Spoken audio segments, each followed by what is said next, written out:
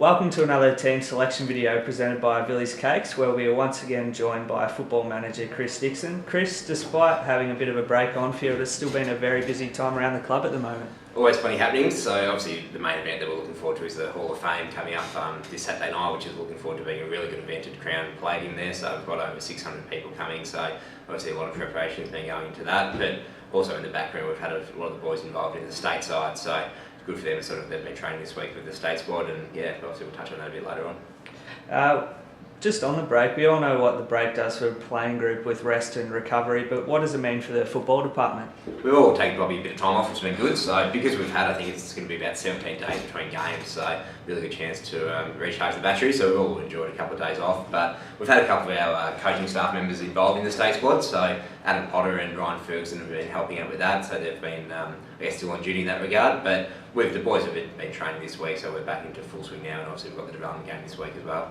Now, recently we had our first Foxtel Cup clash of the year and a win over Aspley. You must be over the moon with the performance the boys showed and looking forward to the next challenger in the semi-finals now. Certainly, look, it's always a bit of an unknown, I guess, coming up against a team from what's probably perceived to be a lower state league, so we certainly did take the opportunity to rest a few of our senior boys, but to the guys that came into the side, they really performed well, and so for them to come out and get the result done and win in such emphatic style was a really good sign that where the club's heading, and we're happy for so many guys got the opportunity to come in and really show their wares, and really looking forward to the next stage, which is obviously travelling over to Perth to play East Perth in the semi-finals. So we saw them had a really good win against Norwood the other night, so they're going to be really hard to beat on their home deck. So it's going to be a challenge for us. We'll obviously be playing on the Saturday before, but looking forward to sort of backing up and obviously travelling over to Perth, which is never easy, but we'll be going in it to certainly aim to get the result and hopefully get through to the final. Now, this week, as you mentioned, is the State League game between the VFL and the SANFL.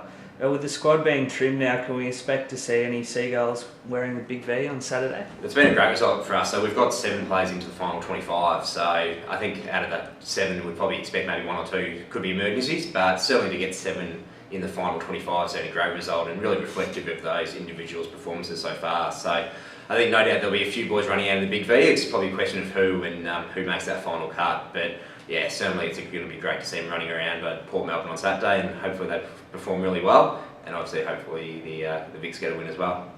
Now, the senior team has a much deserved bye this week, but the development side are back, playing Port Melbourne as a curtain raiser to the state game. How have you seen the development side season so far this year?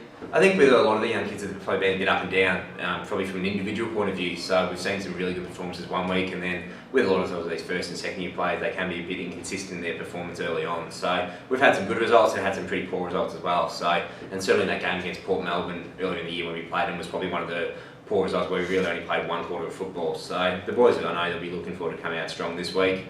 We saw a lot of the players playing who did play in the Foxtel Cup, so hopefully they can really carry on that momentum and get the result against Port Melbourne on Saturday. So from the back line, Jordan Mead, Tim Curry, Josh Bench, so we saw all 3 of them play in the Foxtel Cup last Tuesday, all performed really well.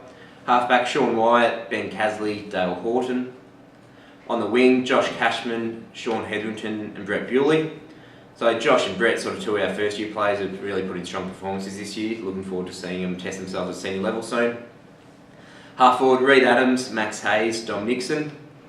Up forward, Andrew Gallucci, Simon Deary and Dill Conway. I'm sure everyone would have been rapt to see Dill back running around the MCG and kicking a couple of goals. So this is a really important game, this next step of his recovery, to get a bit more game time and obviously get his fitness levels up.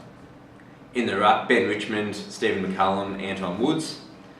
And on our interchange bench, Ben Bessay, Jack Walker, Ben Christodoulou, Jake Reiser, Isaiah Miller, Harley Walsh, Nathan Giles, Lachlan Hickey and Matt Hutchinson. Now, Saturday is a massive day for the club with so many things happening. You must be looking forward to a great day for the Williamstown Football Club. Yeah, I'm sure it will be. So obviously we've got the development boys running around in the morning, so it'd be great to see as many people there supporting them as possible. It is free entry to Northport Oval before 10 o'clock. After that you'll have to pay $10 to get in for the state game, but before 10 o'clock it is free if you want to come along and watch the development boys. And then obviously afterwards it'd be great to see as much support for our guys running around, and obviously just cheer on the Victoria team in total. So looking forward to seeing our boys run out, and then obviously culminating then in the evening with our function at the Hall of Fame. So over 600 people coming to Crown Casino, 5 legends being inducted for the first time. Look, it's going to be a fantastic night, and yeah, really good day for the club and looking forward to it all. Thanks very much for joining us again, Chris, and can't wait for Saturday night. Cheers, thank you.